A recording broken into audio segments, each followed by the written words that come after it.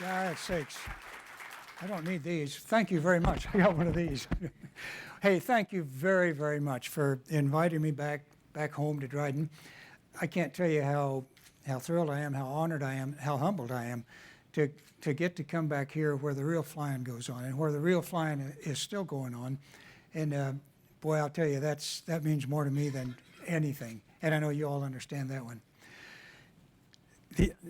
I guess the only downside, we've had a great tour today so far. We're going to have a lot of fun today, tomorrow, and Saturday. And I think the only downer that I can think of is sitting over here and in 3.5 minutes watching yourself age 50 damn years.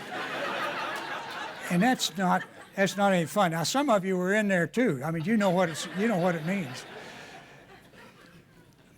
I used to have a hard time when people would say, well, you got to fly a lot of different airplanes. What's your favorite airplane? And you'd think a while, and I had a neat answer. I thought was a neat answer. I said, well, whatever one I'm in at the time. Now that I'm kind of past a lot, not looking back at my flying career, but looking over my shoulder at the flying career anyway, and people ask that question, they just know it's so easy to answer. My favorite airplane is the X-15. And I say that, and then I walked up here without it. I got so flustered getting ready to talk to you. The X-15 to me was the ultimate as far as a flying machine goes. I don't think there ever was, never will be a rocket research airplane, or an airplane that'll live up to what the X-15 was. And I'd like to impose on you today. I want to take you through what the X-15 kind of, give you a little background on it, give you a little bit of, well, its heritage and its legacy, because it really helped us out getting ready to go fly the Space Shuttle. So what I'm basically going to do, I'm going to talk for probably about 45 minutes, and you're going to listen for about 45 minutes, and hopefully we'll both get done about the same time. And then we're going to have at least a half an hour, maybe longer, for questions, and questions from you all is what I enjoy the most, because that's when we're going to talk about what you guys want to hear about. So anytime you see or you hear me say something, you can interrupt me if you want to, if you think you can't remember it, like me. I couldn't remember till the end. If you can't think, just go ahead and interrupt me if you want to, or when we get to the Q&A, we'll have plenty of time to really talk, and no holds barred, anything goes. I'm going to give a little bit of a historical perspective, and I've hit the wrong button,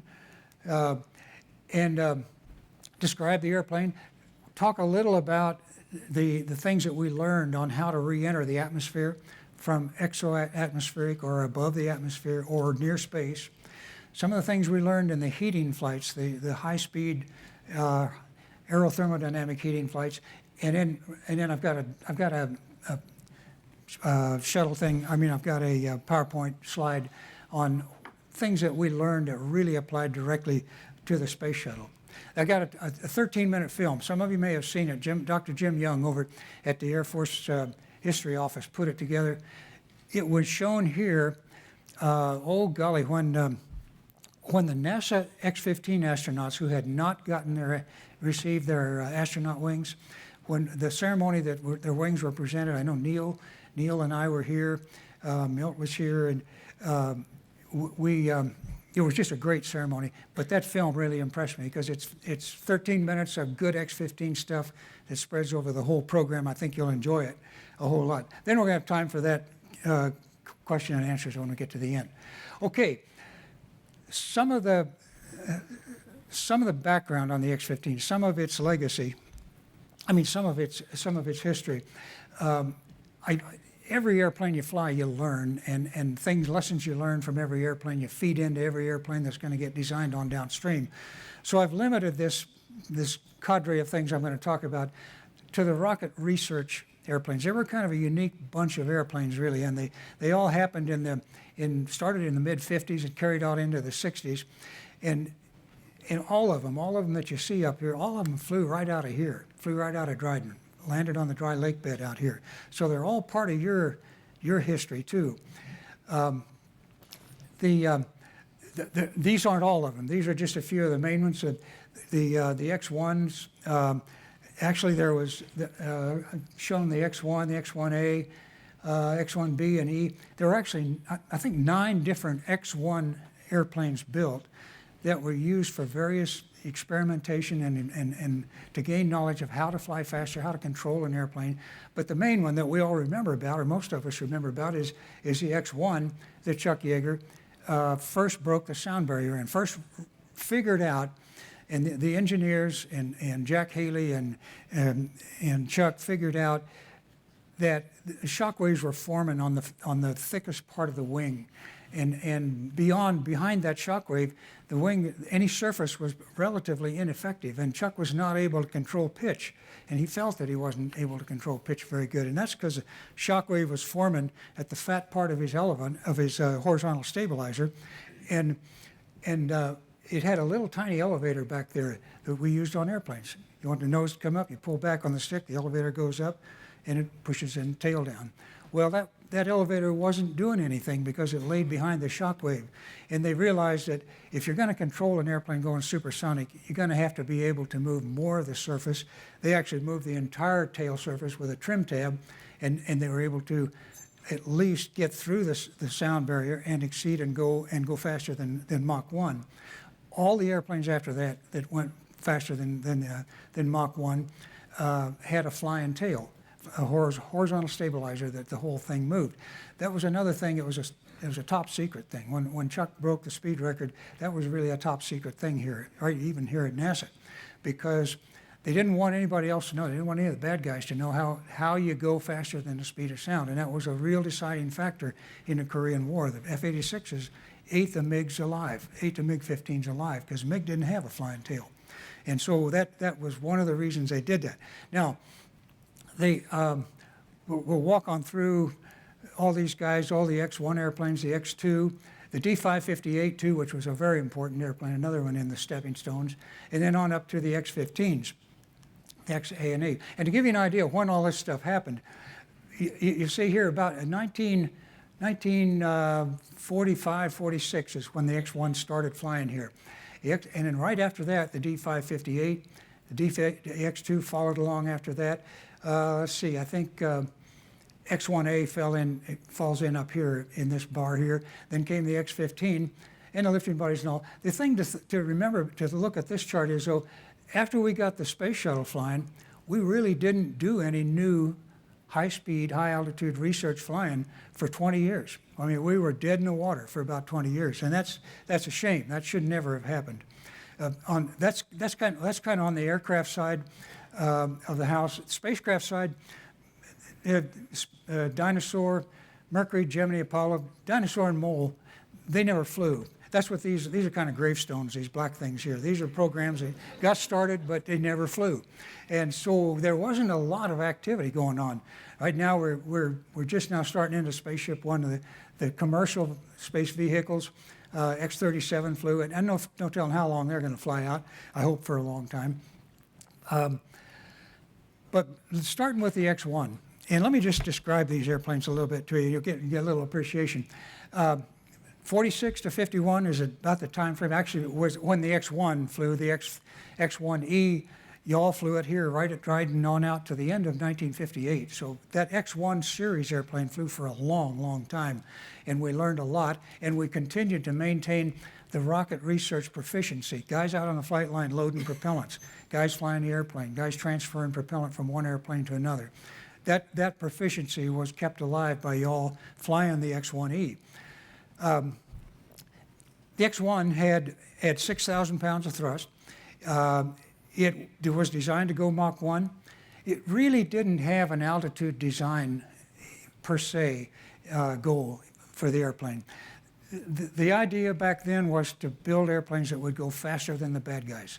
That back then, speed was really the thing that everybody was focused in on and keyed in on. And altitude was just kind of a fallout of how fast you went.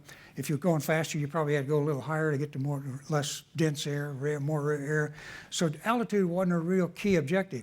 So the X-1 really, its design objective was Mach 1.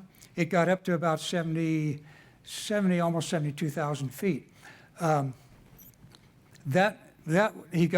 got it out to Mach 1, got it back, the thing worked okay. Everything worked fine. Following right after that, right on its heels, was a D-558-2. And that was a NASA Navy joint research program. Scott Crossfield flew that airplane, and it was a sleek looking devil. I mean, it had a pointy nose. Let me get back to that pointy nose. It had a neat pointy nose. It had swept wings, swept tail. Thing just looked like it should go Mach 2, and it did. Scott got it out to Mach 2, and just about Mach 2. It, interestingly enough, had the same engine. It had the same XLR-11 rocket engine, 4 chambers in it. You couldn't throttle those chambers, but you could throttle your thrust essentially by turning on or off 4 different chambers. You could go with 1, 2, 3, or 4, whichever you wanted.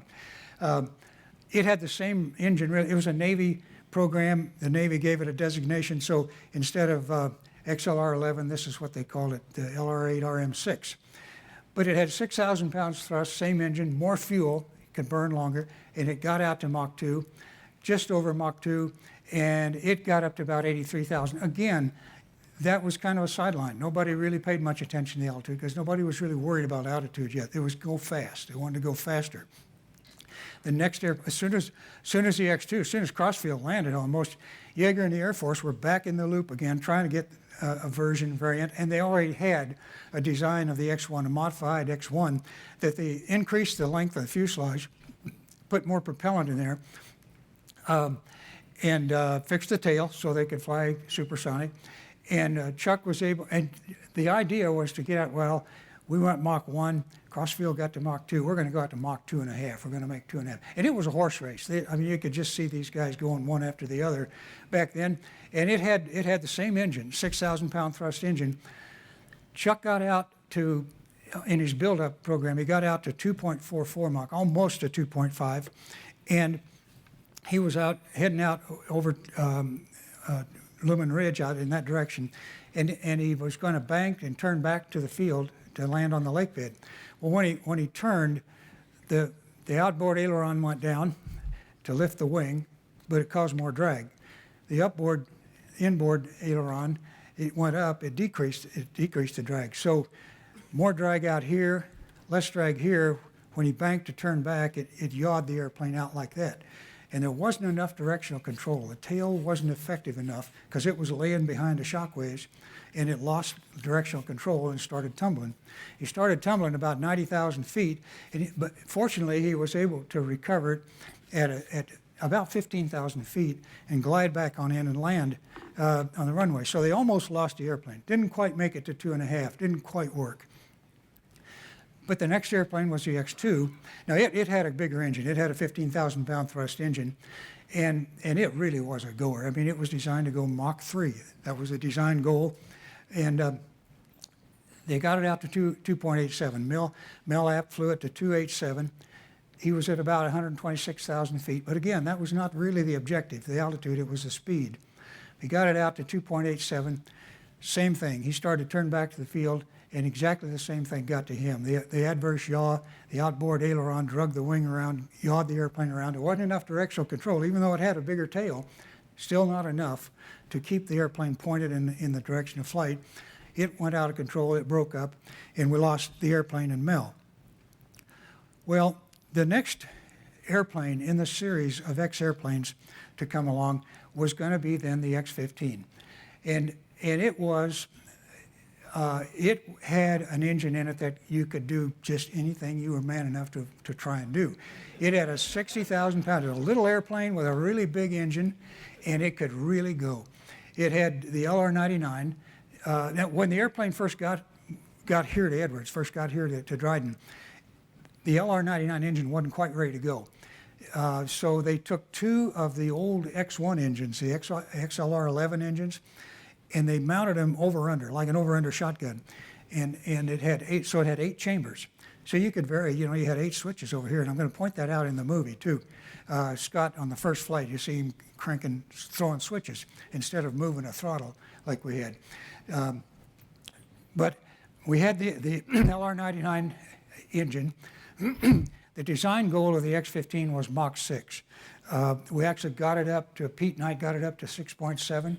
the design goal for the first time had an altitude goal as well, because they said we're going to have to learn to fly in very rare air, and we're going to have to use some kind of other control beside control surfaces flapping in the wind, because there ain't any wind up there. There was no atmosphere. So it had a reaction control system. The idea was to go to 250,000 feet. Now this shows 354 because that's what Joe Walker got it up to eventually. But it was designed to go Mach 6, 250,000 feet. Now that was pretty gutsy on the part of the program managers, the people back at Langley, the folks that put their careers on the line, or their careers on the line, saying it's okay to take this next step, because if we look back, now don't hold me to the real, edges of these performance envelopes. I drew this chart up.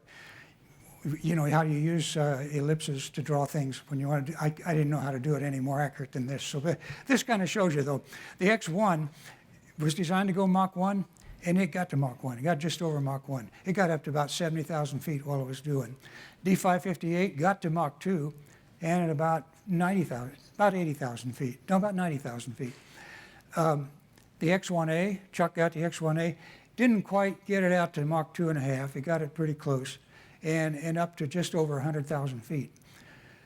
The X-2, designed to go Mach 3, got out to not quite to Mach 3, and got about 110,000 feet. These three worked okay, these two worked okay. This one didn't quite work. It didn't quite work out. Pushed a little too hard on it.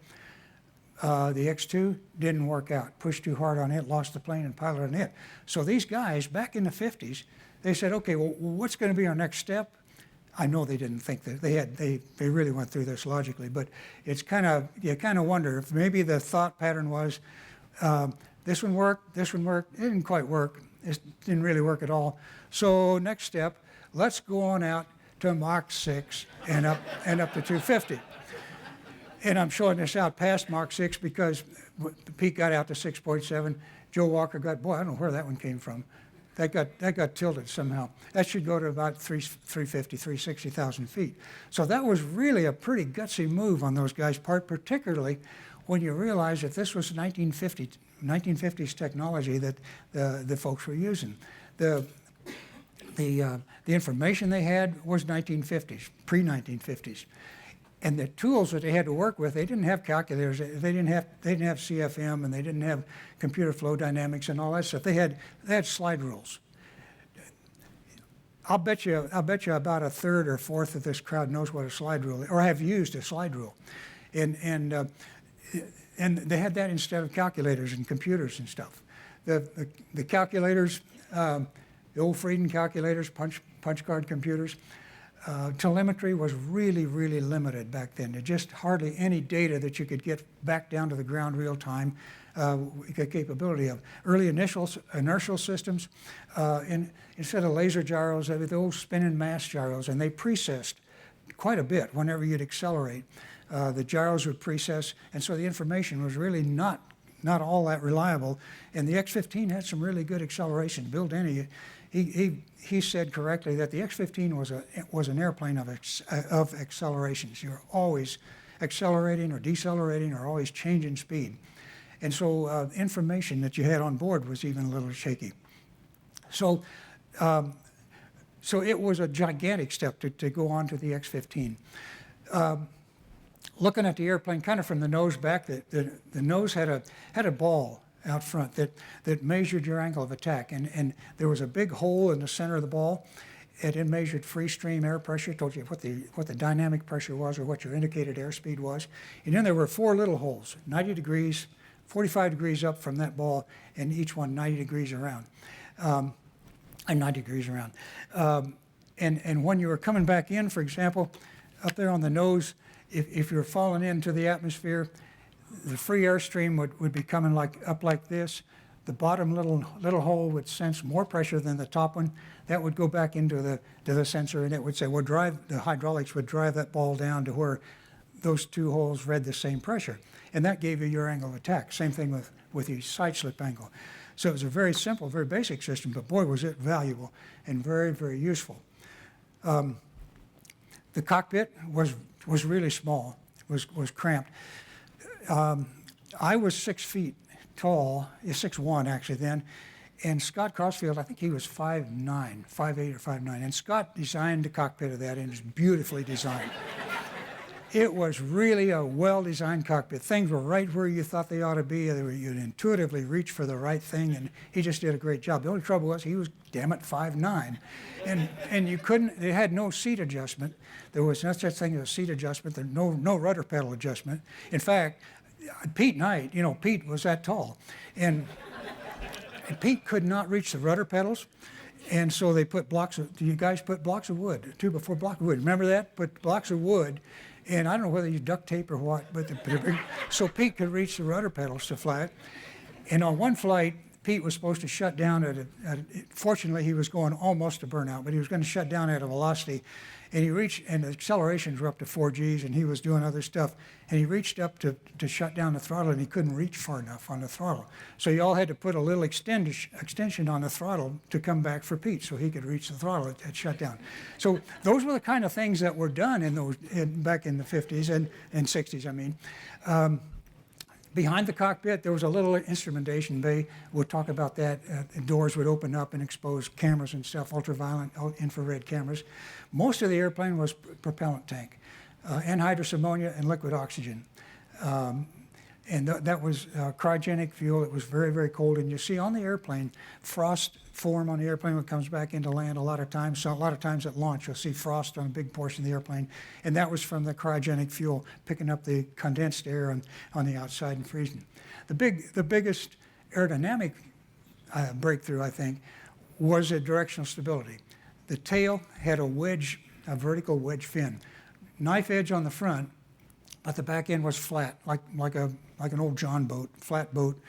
And that was the reason for that was when at hypersonic speeds, the air molecules, when they'd split and go down either side of the vertical fin, they couldn't make the turn right back in right away. I mean, you're going fast enough that you'd be back here another fin length before they got back together again, just because you're going that fast. But the good deal about that was it gave you about twice the effective area that you had to carry the weight for. This airplane was made of steel, Inconel X steel. And so it gave a lot of directional stability. Now, it gave a lot of drag when we'd come into land, but we really weren't worried about that. We could take that extra drag on landing in order to have that directional stability at real high speeds. And it gave it a beautiful flying characteristics. Just really great. The cockpit was pretty conventional, really. Well, when you look at it at first, it was kind of conventional. It had all the round gauges, the steam gauges up here that you use to fly with, and then it had the hydraulic gauges. The hydraulic gauges were over here, and the pressurization gauges for the tanks for the rockets were over on this side of the airplane.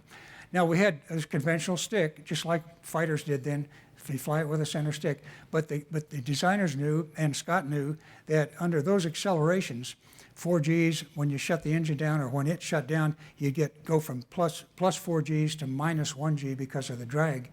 So there's a 5 G spike right there. If you had a hold of the stick and you got 5 Gs forward, different normal acceleration, you couldn't help but get some pitching moment into the airplane, get a pitch command to the airplane, and you'd start oscillating in pitch. And at high speed, at Mach 6, at the dynamic pressures we were flying at, the last thing in your world you wanted to do was to put a big input into the airplane. Because then it just structurally tear the airplane apart. So they put a sidearm controller, which was a great deal, right over here on the side. And here's another angle of it. Here's a fixed picture of it. Actually, it pivoted right about the center of your wrist. So you can see the center, you can see the pivot point right there, and actually in pitch you'd rotate your hand like that, and it just worked great. Because when you stopped or when you had accelerations, lost accelerations, you're just shoving right against the pivot point, and you didn't make any input into the stick at all. That was really a good deal.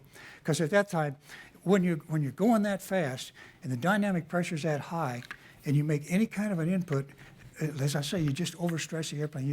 You just want to fly that thing like you're milking a mouse, just really tiny little inputs.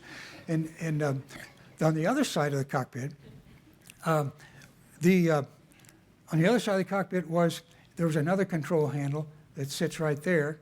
And here's another picture of it. And that was the reaction control controller. When we got above the atmosphere, above about 140,000 feet, the surfaces didn't work anymore because there wasn't any air up there to move the airplane, to control the attitude of the airplane.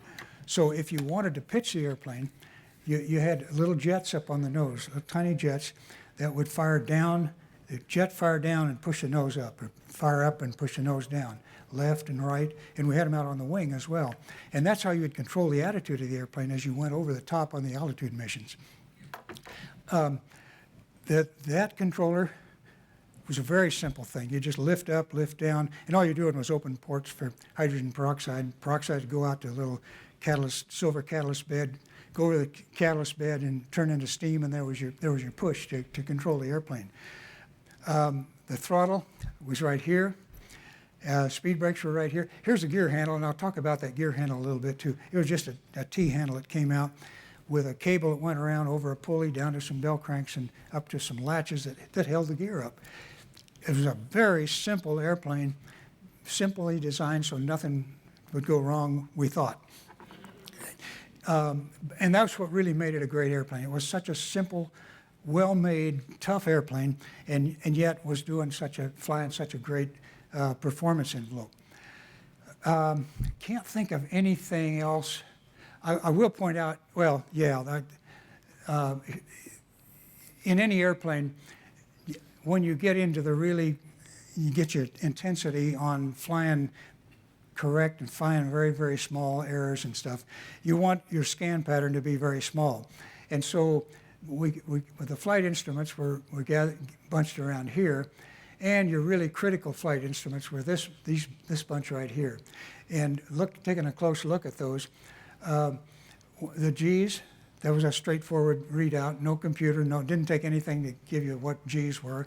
Angle of attack, we've talked about how angle of attack was determined by just raw change in direction of the air. The inertial instruments, I mentioned that they weren't too accurate when you got up to 4 G's acceleration or as you're approaching 4 G's. So the inertial altitude, the inertial velocity, and inertial rate of climb, you really couldn't count too close on those for shutdown. Now, shutdown at the right energy level, at the right speed, was really, really critical. So the engineers figured out that if we would go out on the test stand and make a static run on the engine, bolt the engine down, run it up to full throttle, measure how much thrust it was going to give, then they could go back in and calculate how many seconds they wanted the engine to burn at full throttle. And so we would shut down on a time, on an engine burn time, rather than on what we were reading off of the inertial height or the inertial velocity indicator. And that burn time was right up here. It was just a stopwatch, plain old stopwatch, except that stopwatch would start when the chamber pressure came up in the engine, and it would shut down when you shut the engine down. Now, if you'd start the engine, you'd watch that second hand go around, and if you were going to shut down, if you were supposed to shut down on 68.5 seconds, boy, at 68.5 seconds, you shut down, because for every second you overburned, you'd go 7,500 feet too high or too low if you shut down too early. And the same thing on attitude. 1 degree would make the same difference, 7,500 feet difference in altitude that you went. Let me point out a couple of unique things on the airplane, kind of just an overall side looking at it.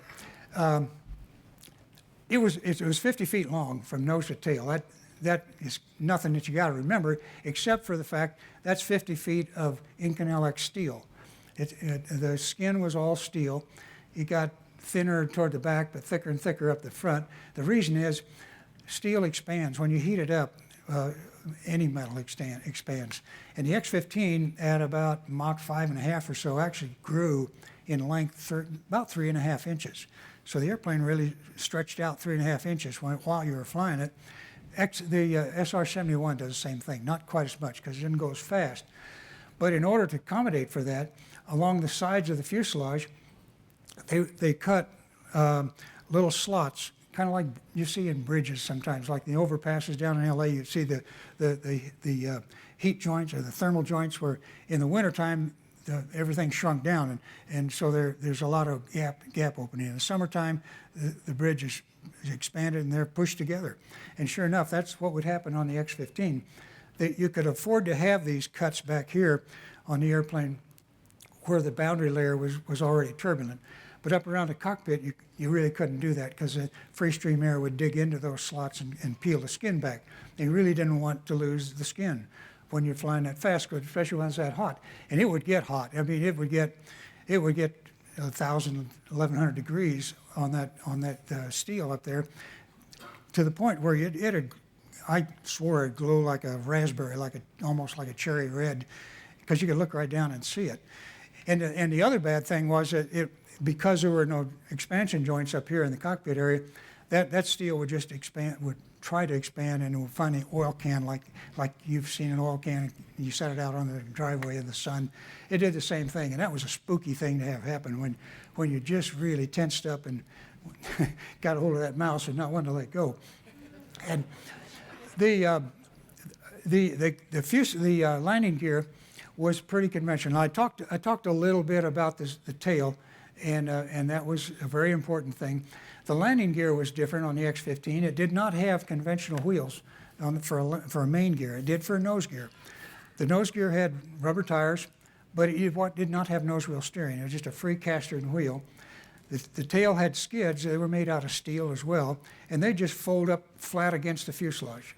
And when you'd release the gear, you'd pull that handle, they would just drop down into the free stream. You just pull the handle, a hook would let go, and the skids would drop, and the nose gear would drop.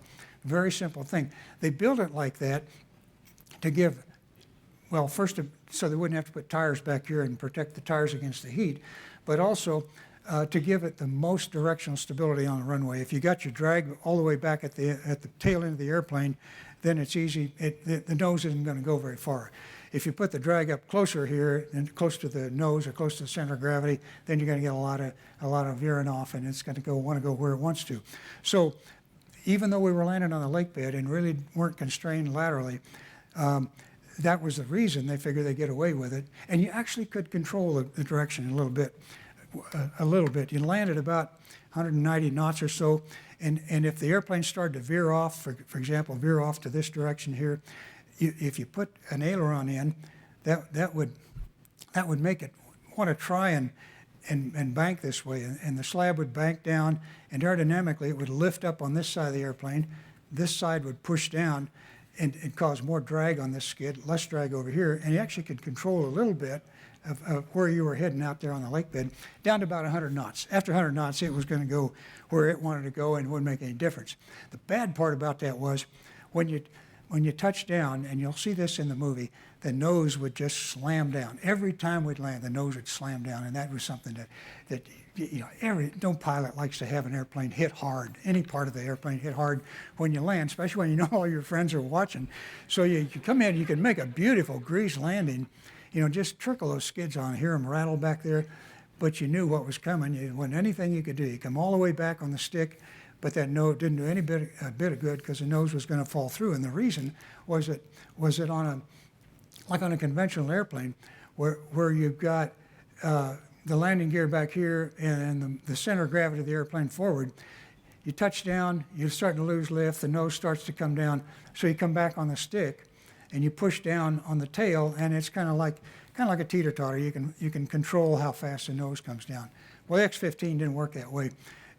Once the skids touched down, if you did come back on the stick, the stabilizer would come up okay, but it wasn't going to do you any good. It wasn't going to help out at all. That nose was just going to slam down. And all the stabilizer did was push down harder on the landing gear, which we were really running to its limits at the time anyway. So that contributed to what I'm sure was partly contributed to Jack McKay's landing up at Mud Lake when one of the gear failed.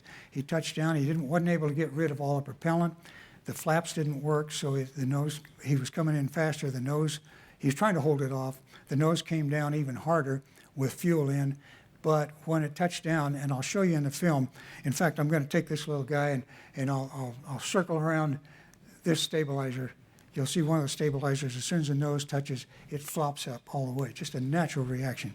We had to learn when we touched down, we finally picked up the technique of as soon as you touch down or almost touch down, even before you touch down, you just shove all the way forward, nose down on the stick.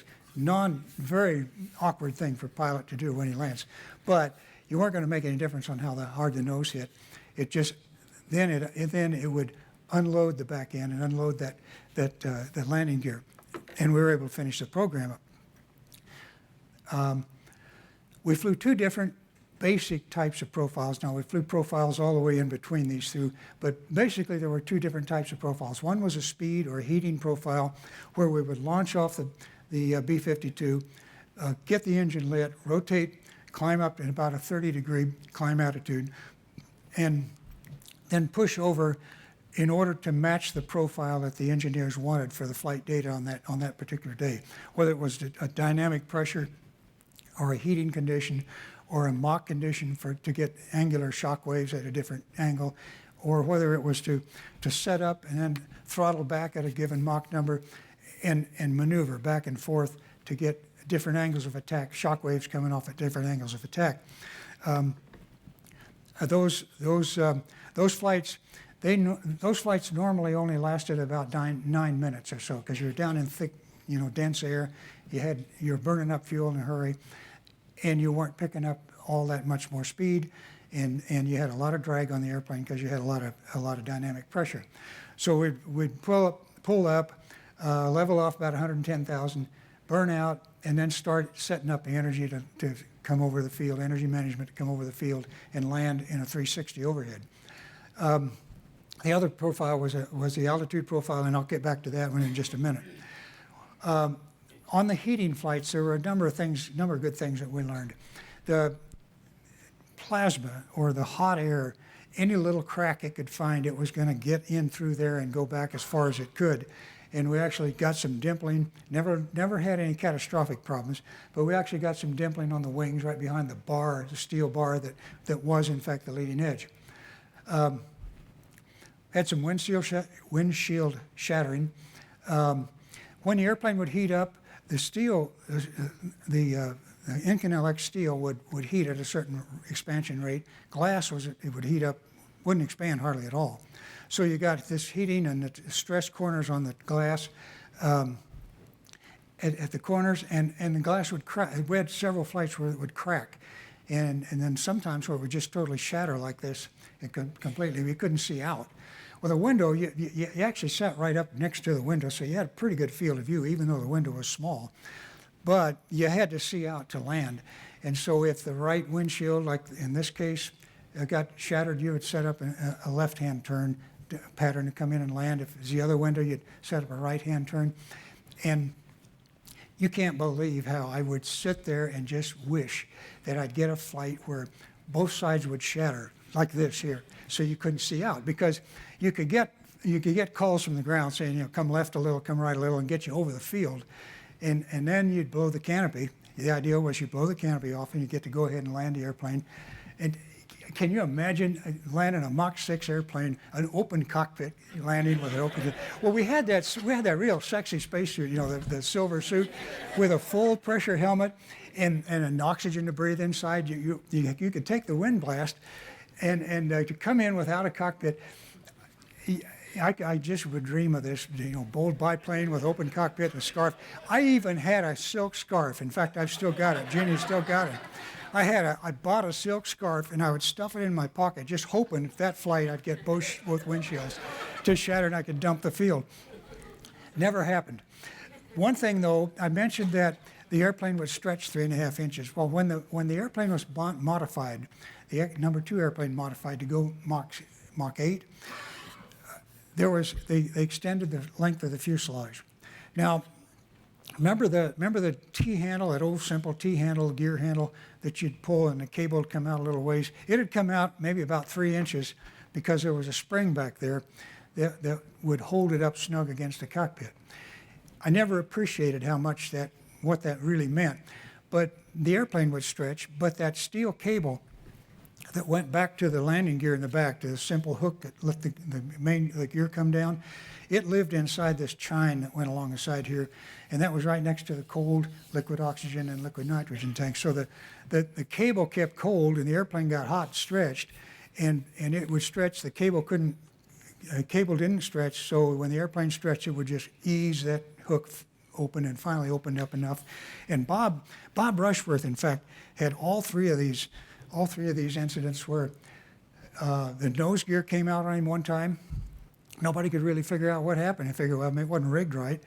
And then a couple flights later, the nose scoop door opened, and then one of the main skids deployed finally realized what was going on. Well, it wasn't Bob's fault, of course, but we couldn't let Bob know that. I mean, pilots are pilots. So we put a plaque on the fuselage. So every time Bob would fly, we'd put this plaque on there to remind him not to drop the gear above Mach 4. Got some other heating lessons learned really the hard way on Pete Knight's flight. The idea was, when the airplane was modified, was to try and get it to go to Mach 8, to take a scramjet engine out, place it in that environment, and see if it could propagate flame and propagate thrust at Mach 8. The engine with the dummy scramjet engine that was carried for tests initially was carried under the fin, under the lower ventral fin. You can hardly see it there, but it's right there. Here is another picture of it sitting right here. Here's the ventral fin coming down. Thing that was not appreciated was that there would be a shock wave form on the spike of that engine, and that shock wave came back to on the ventral fin, and you can see it burned right through the steel, Inconel X steel. Almost lost the airplane on that flight, but we didn't. But that was as fast as that airplane was flown. We didn't take it any faster than that. Now the altitude flights, and we're doing okay, by gosh. The altitude flights, the launch was similar to the heating flights. We'd launch at 45,000 feet, 0.8 Mach, get the engine lit as fast as we could, get turned up, and get the nose going uphill. We would climb out at about 45, up to 45 degrees angle of attack, or 45 degree flight angle, I should say.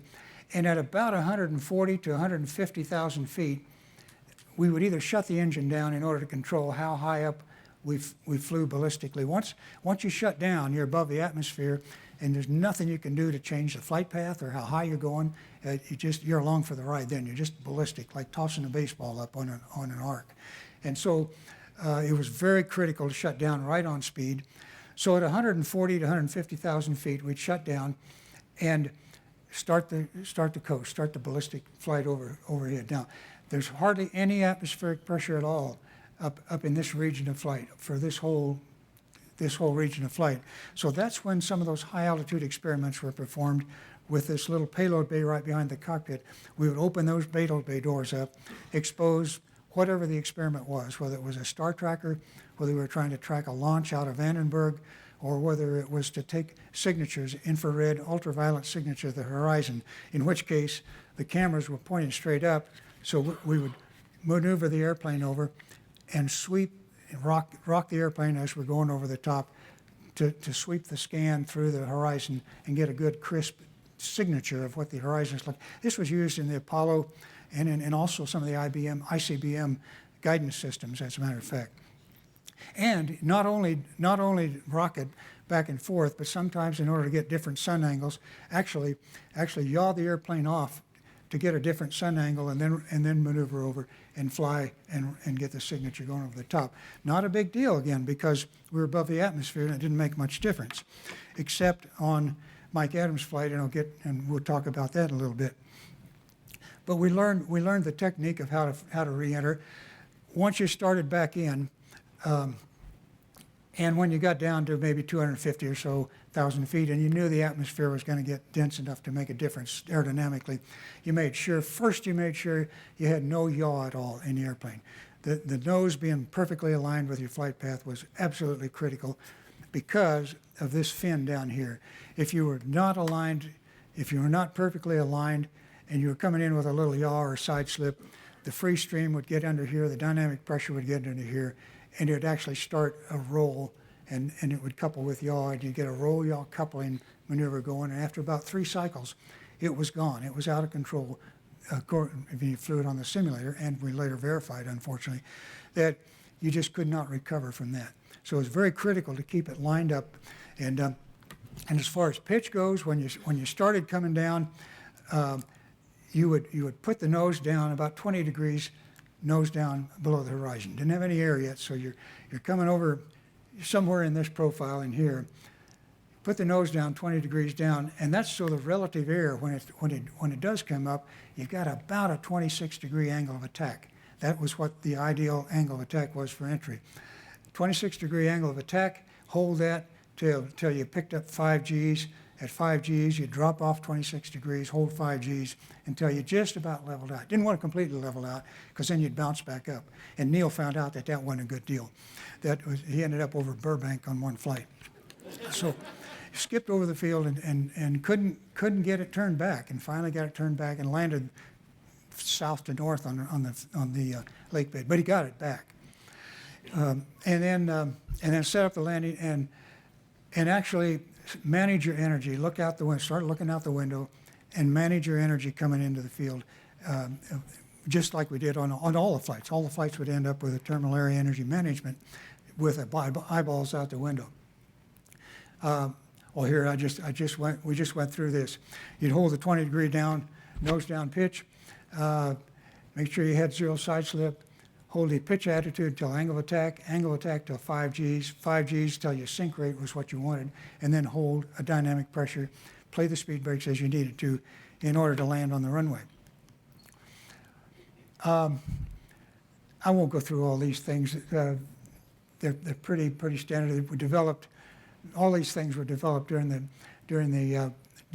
period of time that we were flying the test flights. Down here on the confidence, the groundwork for space shuttle planning. Separation techniques didn't play too much into the space shuttle. We dropped off the bottom of the X-15. We actually flew off the top with the space shuttle with Enterprise. But the low L over D, low lift to drag ratio landings, unpowered landings. Lift to drag is an easy way to figure, or a simple way to look at lift to drag is, that's how flat you can glide an airplane that doesn't have any power. The gliders, sailplanes that the guys fly up here at Tehachapi and stuff, heck, a standard vanilla sailplane will get maybe 30 to 1, a lift to drag ratio of 30 to 1. Competition sailplanes get up over 50 to 1. So that means they can glide 50 feet before they lose 1 foot of altitude. So that's pretty darn good glide ratio. The X-15, we had 4.5, L over D of 4.5, not too shiny. And in fact, to hold the speed you needed to flare and land, you had to come in at about 15, 16 degrees angle of glide path angle. So, but it was done, and it was done over a long enough period of time, and it was done 199 times, so that it was essentially a routine thing, and we had proven that that was not a problem. Same thing with terminal area energy management. When you're at 150,000 feet in Mach 6, Mach 8, if your guidance is no good, can you look out the window and actually make decisions to put you over the field so you'll end up and be able to make an accurate touchdown? And we showed that that was possible to do. We also learned the value that having a chase along too. But the thing, down at Houston, when the space shuttle was being conceptually designed, even more than conceptually, once the design was homed in on and they saw what the lift to drag ratio was, they said, this isn't going to work. You're going to need turbojet engines to make the flatter, shallower glide approach to landing. And you may need them to get from where you pitch over and find out where you are when you get back in the atmosphere to fly over to where you actually want to land. That would have meant putting a package in the tail end and using probably at least a third of the payload volume and at least half of the payload weight in order to put a propulsion package in with jet fuel and stuff like that. And that would have essentially taken the space shuttle out of the picture as far as being a viable truck or a concept of getting things into space. So we didn't have to do that because we had shown it with the X-15, and because we went and actually used a slide similar to this, showing them that the terminal area energy management at the Space Shuttle started at about Mach 8 and 150,000 feet. We would routinely start at Mach 6 and 100,000 feet, no matter what kind of profile we were flying. The final approach, when you finally set up to line up with the runway and get your speed and aim point just right so you touch down where you want to touch down. In the Space Shuttle, it was going to be about 12 to 14,000 feet, and was. The X-15, we were about that. We were 10 to 12,000 feet. The final approach glide slope angle, remember I told you it was about 17 degrees on the X-15. It was 18 to 19 degrees on the Space Shuttle, so it was the same thing. These were all pretty much the same numbers. Final approach speed was exactly the same. We used the same final approach speed. We had about the same touchdown speed. And this magic lift-to-drag ratio that tells you how steep you have to glide was 4.5 in the X-15. We had 4.7. We had an even better lift-to-drag ratio in the Space Shuttle. So with this information that we got from the X-15, not only was it good for the engineers, but for the managers, for them to be convinced that, yeah, it was okay to press on with this design without having to go to jet engines to help you get back in, was going to be an okay thing. Now, they did have a lot of the same performance characteristics, but they were a little different in size. This is a scale drawing. X-15 was 50 feet long. The Space Shuttle was 120 feet long, but the payload bay was 60 feet long. So I like to say that the X-15 would fit in the payload bay of the Space Shuttle. Jeannie likes to remind me that ain't quite right, not so fast, big guy, because the X-15 had a 22-foot wingspan, and this was only 15 feet across, so you'd have had to fold the wings up like a Navy airplane to get it in there. But it would have fit. It would fit in the payload bay. Now, I'm going to show you this video clip, which I think is really a neat one. There are some things that I want you to kind of be ready for, and I'll use this guy here, just like I said, make a circle around. When it comes off the hooks, right at the beginning, when the X-15 comes off the hooks of the B-52, Scott Crossfield is flying it on the first powered flight, and he's got the two LR-11 engines in it, so he's got 8 chambers. Not throttleable, but you can turn them on and off so you can get whatever thrust you want. But he's got 8 switches over there, so instead of a throttle coming on board, you know, he's going over here and he's doing all this switching and thinks, got 8 of them going. I can't even talk like a test pilot anymore. Got 8 of them going. You got to talk real cool, like, you know, it's not a big deal. I got 8 of them going. And he was really pinching the damn seat cushion, I know, to make sure he had enough touch of it. He also was wearing an early pressure suit. It's a little different. The helmet really was more different than anything else. That's not a really big deal. There's a line in there that says, Jim said that the X-15 has hit, you know, speed and altitude records that hold to even today. Well, that was true when the film was made.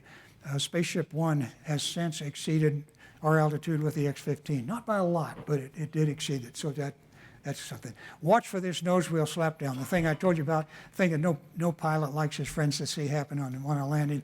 Every time it lands, you'll see that nose come slapping down.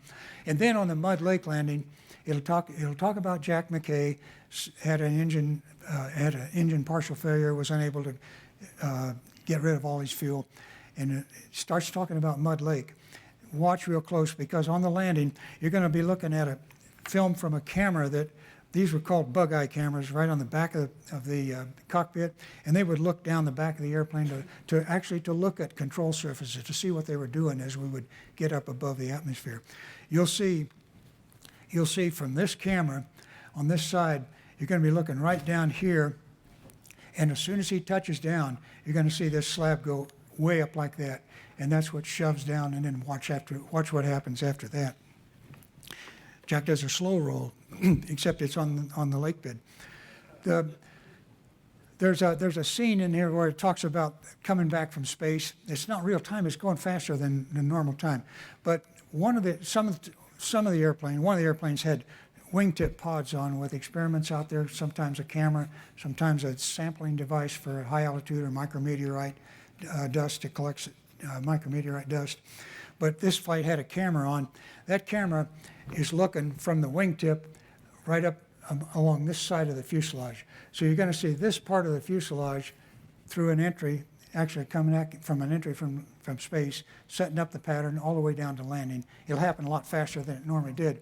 But the problem is space is black, and the airplane was black. So the camera's looking at a black airplane against a black background. It's kind of hard to see until you get down closer to where you can see against the atmosphere, or against the Earth. And I'll wiggle around on that one too. The yaw, needle, and switch we'll talk about when we get into Q&As, because I want to get on to that. And I believe that now is a good time to run the video. Yeah.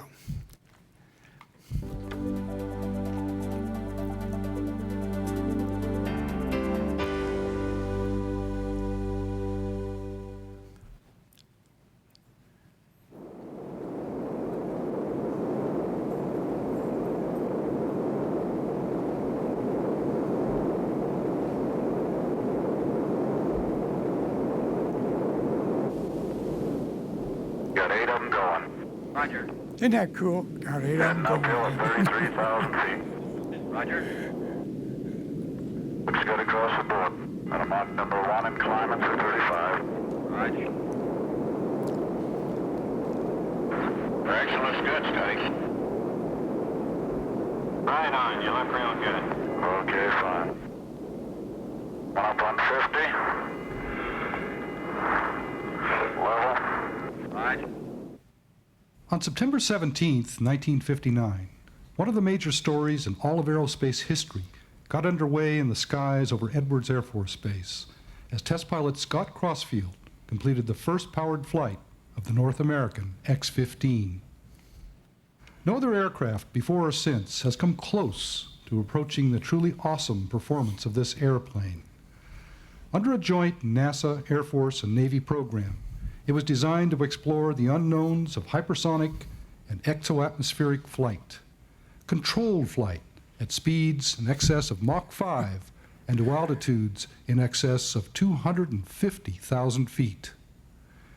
Its design was tailored to permit it to fly in this extreme environment, to withstand the searing, friction-generated 1,200-degree temperatures of re-entry. Its outer skin was fabricated from a special chrome-nickel alloy called Inconel X. To enable the pilot to maintain precise control as it exited the atmosphere, its nose and wingtips were configured with reaction controls, small hydrogen peroxide jet thrusters to provide pitch, yaw, and roll control. Finally, it was designed around a mammoth, single-chamber, throttleable rocket engine, the 57,000-pound thrust XLR-99. Because of delays in its development, however, the first 25 flights were made with an interim pair of uprated 4-chamber XLR-11s, providing a modest 16,000 pounds of thrust. As North American's pilot, Crossfield's job was to demonstrate the airworthiness of the X-15 and the proper functioning of its systems up to speeds approaching Mach 3. These initial tests were not without their hazards. Shortly after launch on the third powered flight, for example, an engine explosion rocked the airplane. Unable to jettison his fuel and LOX, Crossfield was forced to make an emergency landing with a heavy load of propellants that broke the back of the airplane just behind the cockpit as he touched down. He was uninjured, and the number 2 X-15 was repaired and restored to flight status. Meanwhile, as flight testing proceeded, the first XLR-99 was delivered to Edwards for ground tests. In June of 1960, Crossfield was seated in the cockpit of the number 3 X-15 when a malfunctioning valve caused a catastrophic explosion. Remarkably, once again, he was uninjured, and the airplane was rebuilt. Crossfield completed North American's program when he demonstrated the successful operation of the engine during 3 flights in November and December of 1960. During these flights, however, he'd been contractually limited to speeds just below Mach 3, and thus neither the airplane nor the engine had been taxed to anything close to its full potential, as a small group of government test pilots turned to the job of expanding the X-15's envelope. They included NASA's Joe Walker, Jack McKay, and Neil Armstrong, Air Force Majors Bob White and Bob Rushworth, and Navy Commander Forrest Peterson. The X-15's awesome potential was finally unleashed in the spring of 1961, when within the brief span of 8 months between March and November of that year, it became the first airplane in history to exceed Mach 4, 5, and 6. The man who made those flights, Major Bob White, was also the first to fly it in space, as he climbed above 314,000 feet the following year. And in August of 1963, NASA's Joe Walker took it all the way up to its peak altitude, 354,000 feet, more than 67 miles above the Earth's surface, a record which, to this day, still stands for a winged aircraft. But the program was concerned with much more than dazzling ultra-performance records. Throughout this early phase, the X-15's pilots collected mountains of critical research data on hypersonic stability and control, heating rates, and flight loads, while demonstrating that they could fly a winged vehicle out of the atmosphere, transition from conventional aerodynamic to reaction controls, and then return, and by means of energy management techniques, glide down to precision landings. As the program moved into the mid-60s, its focus shifted toward using the airplanes as test beds for more generic research on hypersonic phenomena, and to carry a wide variety of space science experiments into the near-space environment. By that time, a new group of pilots was coming on board, including the Air Force's Captain Joe Engle, and Majors Pete Knight and Mike Adams, as well as NASA's Bill Dana and Milt Thompson. Each of their missions typically lasted only about 10 minutes, but the mental and physical demands imposed on them during that brief span were truly prodigious. On a typical altitude mission, for example, as the pilot lit the engine, he was slammed back into his seat by an instantaneous 2G acceleration. Pulling into a climb, within mere seconds, he was passing through Mach 3. While being subjected to ever-increasing G-forces during the climb, he had to maintain extraordinarily precise control. Each additional degree of climb angle beyond the planned profile, for example, could produce an increase of 7,500 feet in altitude. Engine burnout occurred 82 seconds after ignition, as he was passing through 150,000 feet at Mach 5. Almost instantaneously, the 4G loads pressing him against his seat plummeted to zero, an experience prompting Milt Thompson to quip that the X-15 was the only airplane he ever flew where he was glad when the engine quit. In sharp contrast to the tremendous forces which only moments before had pressed so heavily against him, he experienced the freedom of zero gravity as he coasted over the top of his flight path at 280,000 feet. About 3 minutes after exiting the atmosphere, he re-entered it at Mach 5 and started his pull-out at about 150,000 feet. Once again, he had to maintain incredibly precise control of the airplane as the G-forces built up to more than 5 Gs before he came level at 80,000 feet and began to set up his approach into Edwards, about 60 miles distant. Now his focus was on energy management. Technique and skill were critical here, for if he dissipated his speed and altitude too rapidly, he'd fall short of the base. Too slowly, and he'd overshoot it. As he neared Edwards, he banked into a 360-degree spiral approach to the lake bed, where the X-15 touched down at about 230 miles per hour.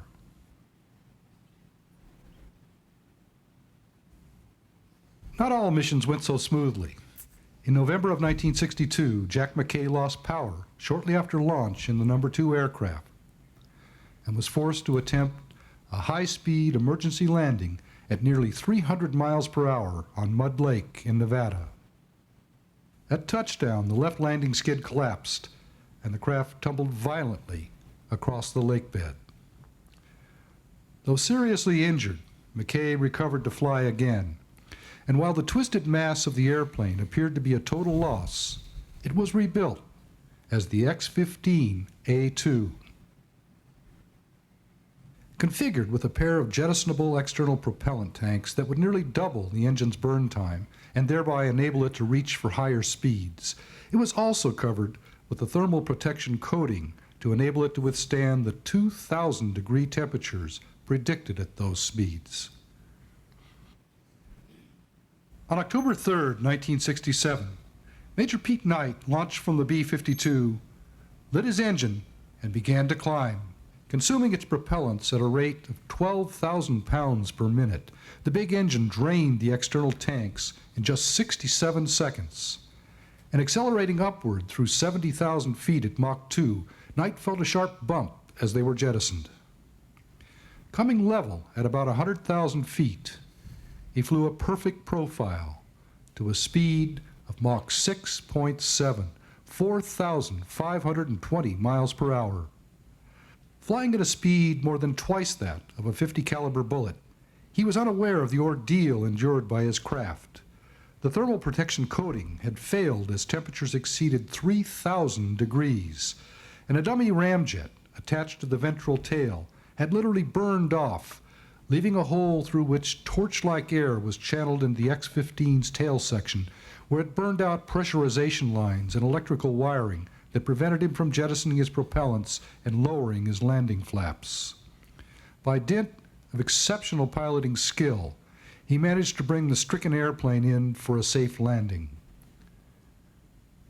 Charred by its wild ride through a hypersonic inferno, the X-15A2 would never fly again. And Pete Knight's record still remains the highest speed at which any man has ever flown in an airplane. When Bill Dana climbed out of the cockpit for the final time in October of 1968, it marked the end of a truly remarkable era in flight research. During 199 flights over a nearly 10-year span, the three X-15s had completely redefined the envelope as they mapped out the frontiers of hypersonic flight. 12 pilots had flown the X-15. 8 of them had qualified for astronauts' wings by flying an airplane in space. Sadly, one of them, Major Mike Adams, had lost his life when in November of 1967, the number 3 X-15 departed from controlled flight and broke apart during re-entry. A tragic loss that underscored the risks inherent in flight research. His death marred what is otherwise regarded as, by far, the most successful flight research program in history. Not only did it make major contributions to the more celebrated Mercury, Gemini, and Apollo programs, the knowledge gained from it made it possible for designers to proceed with the development of a true orbiting spaceship. When the Space Shuttles touched down on Rogers Dry Lake at Edwards more than a decade later, they were the direct beneficiaries of a small rocket plane that first bridged the gap between air and space.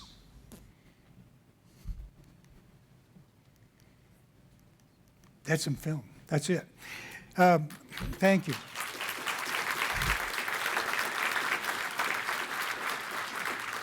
I don't want to get gooey, but I can't overemphasize that closing statement about how much the X-15 contributed to the Space Shuttle. And you guys here at Dryden, you know, this X-15 is when people think of research rocket airplanes, when they think of research, they think of Dryden. And a lot of times they think of the X-15, and you all ought to be damn proud of that. Both the fact that you're working here at Dryden, where all the flight testing is done, all the real flight testing is done, and will be. And secondly, that you've got the X-15 in your heritage, because it lived right here in the hangar while it was here, all the time it was here.